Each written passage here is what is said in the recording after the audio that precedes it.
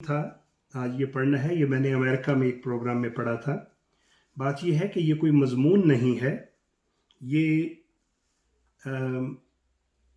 जो आप ही लताइफ़ मुझे भिजवाते रहते हैं, उनको ही मिला के मैंने एक मज़मून का रंग दिया है। तो उसमें मेरी कोई कंट्रीब्यूशन नहीं है, कहीं-कहीं 1-2 फ़िक्रे मैंने लगा दिए हैं।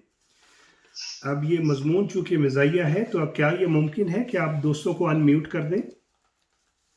जी, जी। ये अनम्यूट कर दे जी वो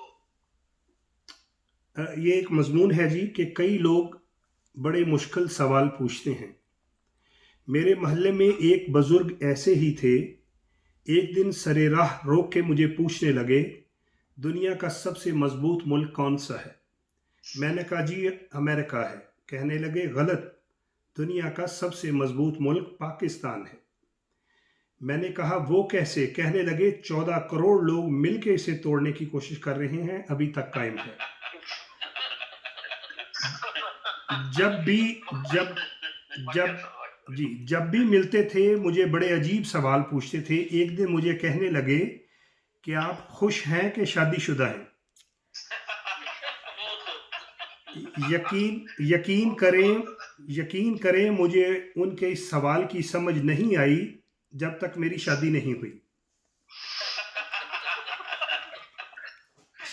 शादी से याद आया, एक लड़की होने वाले अपने शोहर को कह रही थी कि शादी के बाद मैं तुम्हारे सारे गम, परेशानियां, मुश्किलें बांट लूंगी।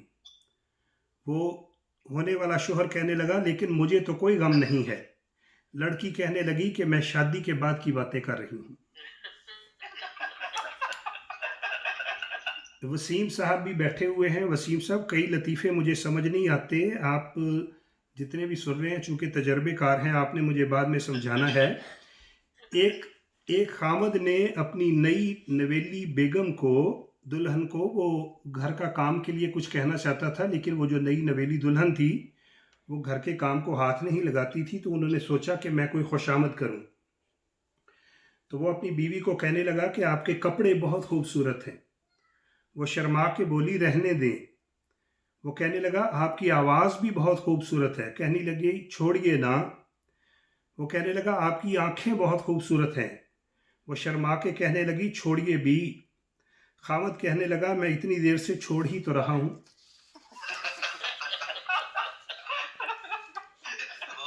एक एक बीवी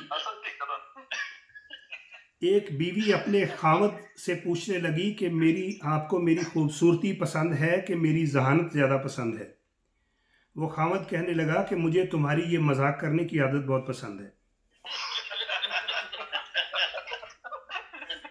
कई कई खामद बहुत लापरवाह होते हैं और किसी बात चीज़ में दिलचस्पी नहीं लेते। ऐसे ही एक खामद को उसकी बीवी ने कहा कि देखें केक रस को चींटियां खा गई हैं।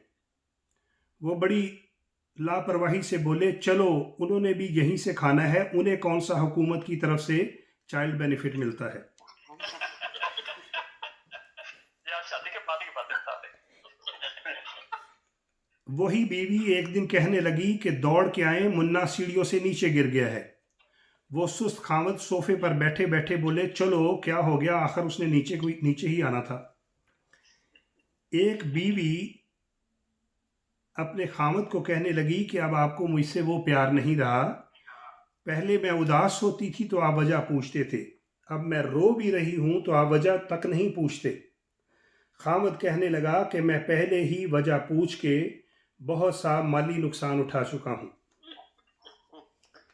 एक साहब कह रहे थे कि मैं और मेरी बीवी जिंदगी में 25 साल तक खुश रहे, फिर हमारी शादी हो गई थी।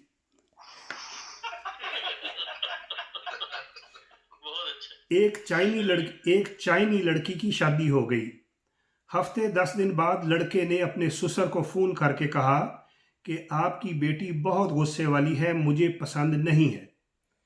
ससुर साहब साफ मुकर गए, कहने लगे बेटे आपको पता तो है चाइनीज चीज़ों की कोई गारंटी नहीं होती। वैसे वैसे ये तो एक मजाक था। चाइनीज़ लोग तो बहुत अच्छे होते हैं, बस उन सब की शक्लें एक जैसी होती हैं। एक दिन बाजार में मुझे मेरा चाइनी दोस्त ली शुंग फुंग मिल गया। मैंने बढ़ के उसे गले लगाया और उसे कहा, यार ली शुंग फुंग, आप सबकी शक्लें एक जैसी क्यों होती हैं? वो कहने लगा, मैं ली शुंग फुंग की बीवी हूँ।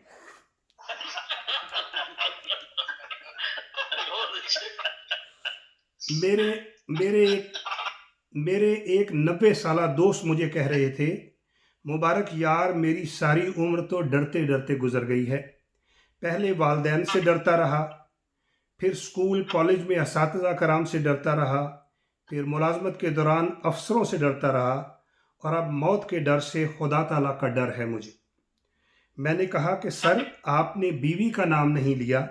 कहने लगे, वो मैंने उसके डर से उसका नाम नहीं लिया। एक साहब नई नवेली दुल्हन पर रोब डालने के लिए कह रहे थे, मुझे भी अपने दादाजी की तरह करोड़पति बनने का शौक है। बीवी कहने लगी, वाह, क्या आपके दादाजी करोड़पति थे? शोहर कहने लगे, नहीं, उन्हें भी बस शौक ही था। तो आज का ये मजमून जो है वो इख्तिताम को पहुंचा। बहुत शुक्रिया।